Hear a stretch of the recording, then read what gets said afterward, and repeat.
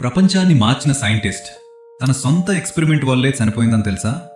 1900లో Marie Curie ఒక mysterious glowing material పై experiment చేస్తోంది.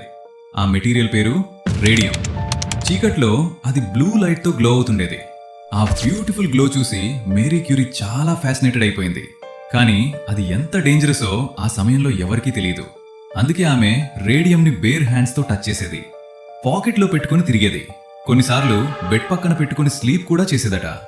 కానీ ఆ గ్లోయింగ్ మెటీరియల్ స్లోలీ ఆమె బాడీని లోపల నుంచి డిస్ట్రాయ్ చేస్తోంది. ఇయర్స్ తర్వాత ఆమె బోన్స్, బ్లడ్, బాడీ పూర్తిగా డ్యామేజ్ అయిపోయాయి. చివరికి డేంజరస్ రేడియేషన్ వల్ల వచ్చిన డిజీజ్ తో మేరీ క్యూరీ చనిపోయింది. ఇంకా షాకింగ్ విషయం ఏంటంటే ఆమె ఉపయోగించిన నోట్బుక్స్ ఈ రోజు కూడా రేడియో యాక్టివ్ గానే ఉన్నాయి. వాటిని టచ్ చేయాలంటే సైంటిస్ట్ స్పెషల్ ప్రొటెక్షన్ వేసుకోవాలి.